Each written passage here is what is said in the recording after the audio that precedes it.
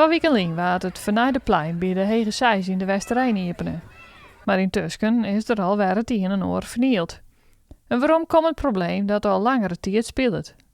Dat rekkert me, want mijn band zit direct op squaal en ik denk van nou ja, die komen hier dan de manjamianers op het plein en dat het dan net opruimen wordt.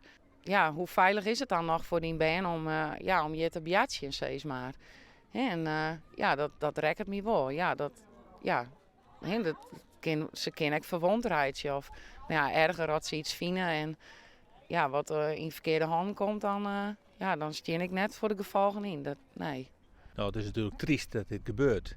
En dit is natuurlijk net de eerste keer. Dit is volle vaker is die mis. En het is gewoon jammer. En er wordt een soort spul vernield wat bij kostmaster meer mooi brengt. Maar natuurlijk ook een heel soort ergernis. Natuurlijk voor iedereen. Ik voor de meesten hier van squallen en de orkebroekers van de Hege Seis. Het bloot net bij allenge vernielingen en rotzooi. Op de balustrade is na alle gedachten dat ik ecstasy vond.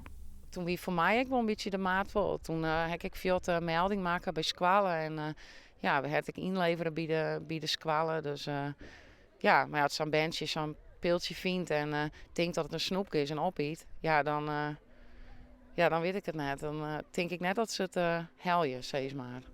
Nienke hoopt dat het ophoudt en wil daarom de dierders aanspreken.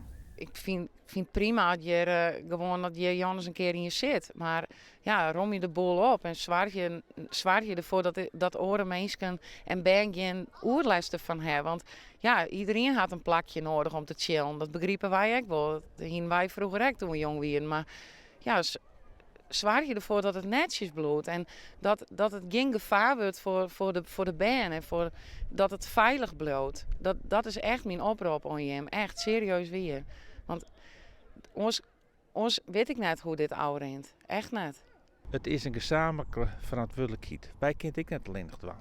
We moeten het met elkaar doen en we moeten elkaar er ook wel op aanspreken wat jouw jeugdjongen die zaken ontvernielen is.